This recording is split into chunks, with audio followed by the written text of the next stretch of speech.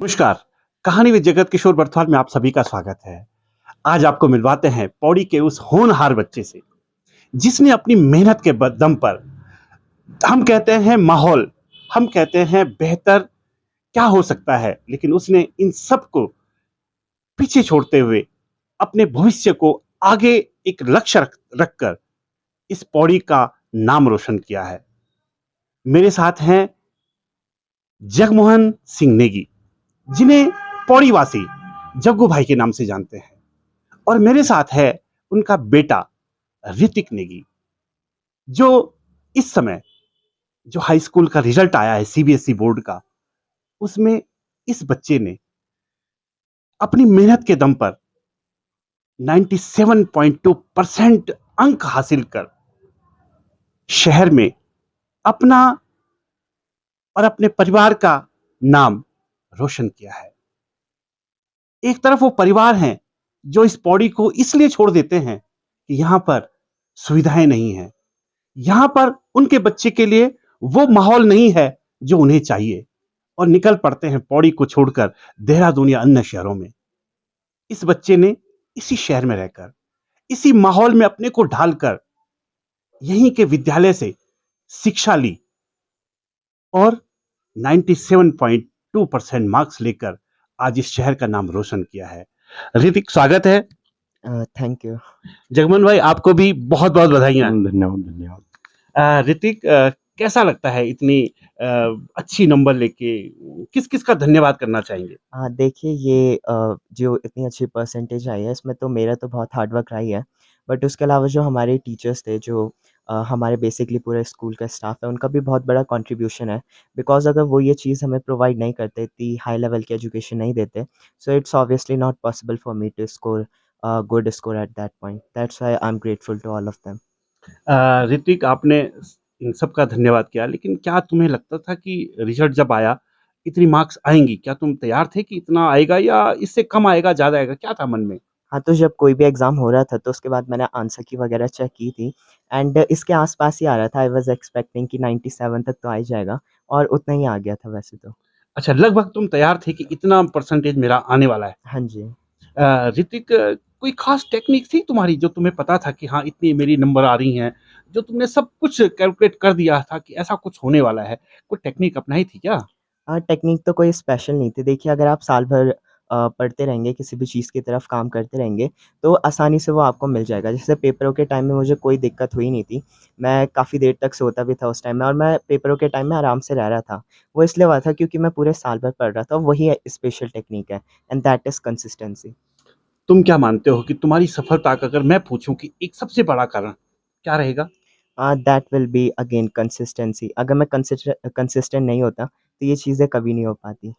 हाँ ऋतिक, जब तुमने पेपर दिया तब तुम्हारे हिसाब से तुमने कहा कि हाँ, मैंने एक एक जो आंसर दिया था उसके हिसाब से मैंने अपने को कैलकुलेट किया था कि इतनी मेरी नंबर आने वाली हैं। हुँ। क्या हर सब्जेक्ट में उतनी नंबर आई हैं जितनी तुमने कैलकुलेट की थी? नहीं, सब में तो नहीं आई, जैसे मैथमेटिक्स में मैंने लाइक अराउंड 100 ही सोचे थे उसमें, बट उसमें थोड़े कम रह गए थे एंड उसका उल्टा जैसे हिंदी में थे, मैंने काफ़ी कम सोचे थे, बट उसमें सही आ चुके थे। किस किस सब्जेक्ट में 100 है? अभी तो सिर्फ साइंस में ही थे। साइंस में 100 है, हुँ। मैथ्स में आनी थी लेकिन नहीं आ पाई। हाँ, वही। अ, तुम्हें क्या लगता है कि पौड़ी में रह के तुमने 97.2% लिया, अगर तुम बाहर होते तो ये 99 होता? मुझे तो इतना तो नहीं लगता क्योंकि जो भी हमारी स्कूल यहाँ पे है, वो भी ऐसी एजुकेशन प्रोवाइड कर रही है, काफ़ी बढ़िया लेवल का प्रोवाइड कर रही है, जो स्कूल का सब वो पढ़ा देते हैं। उसके अलावा उससे ऊपर भी वो काफ़ी ले जाते हैं। तो अगर मैं किसी किसी और स्कूल में भी पढ़ता, तो उतना कोई फ़र्क पड़ता नहीं मुझे लगता। तुम्हें लगता है कि पौड़ी में भरपूर माहौल है, जो किताबें हैं वो सब कुछ अवेलेबल है? हाँ, यहाँ पे सब कुछ अवेलेबल तो है। मतलब तुम पौड़ी की गलती नहीं बल्कि अपनी गलती मान रहे हो कि तुम 99 नहीं लाए। हाँ जी। सुन रहे हैं आप लोग? पौड़ी में सब कुछ है, थोड़ा और मेहनत करता हमारा ऋतिक तो वो 99% भी लेके आता। आप लोग गलत कहते हैं कि पौड़ी में ये नहीं है, वो नहीं है। अगर आपका आत्मविश्वास बिल्कुल मजबूत है ना, जैसे ऋतिक का है, सिर्फ कमी कहाँ है? आत्मविश्वास की। सिर्फ कमी कहाँ है? चीजों को छोड़कर भागने की। आपको पता है, ऋतिक की माताजी नहीं है। 4 साल पहले वो इस परिवार को छोड़कर चली गई थी।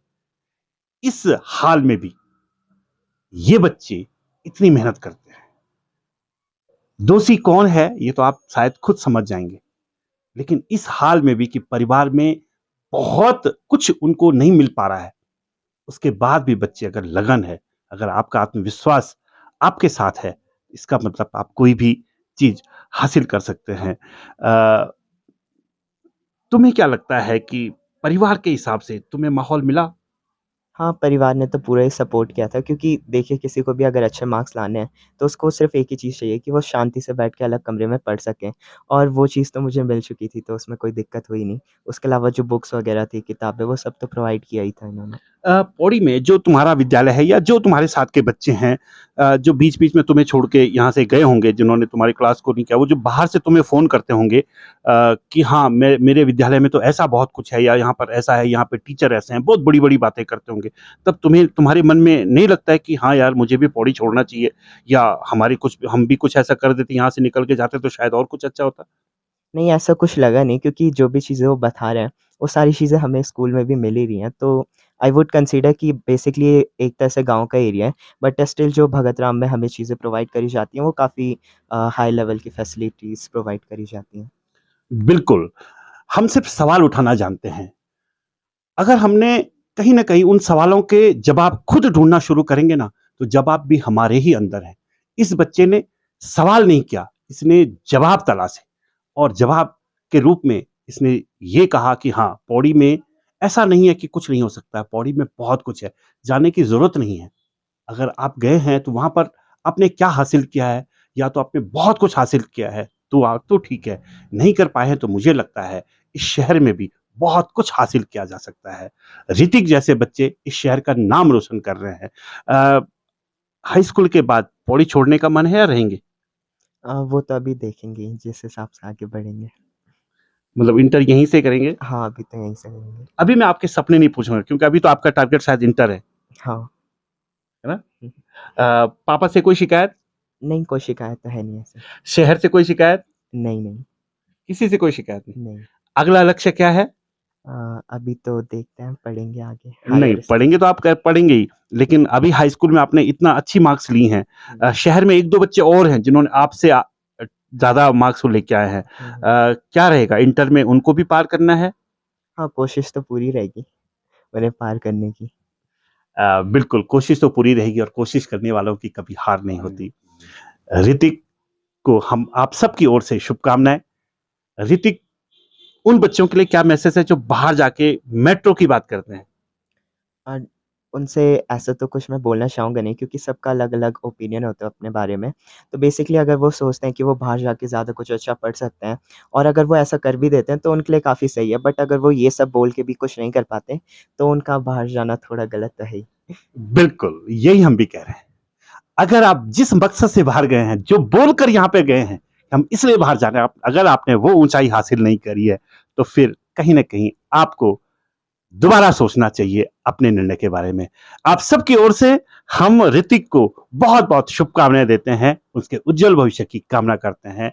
नमस्कार, प्रणाम। आपको कहानीविद जगत किशोर बरथवाल कैसा लगा? कृपया मेरे इस चैनल को लाइक, कमेंट, शेयर कीजिएगा और साथ ही साथ सब्सक्राइब करना ना भूलिएगा। नमस्कार।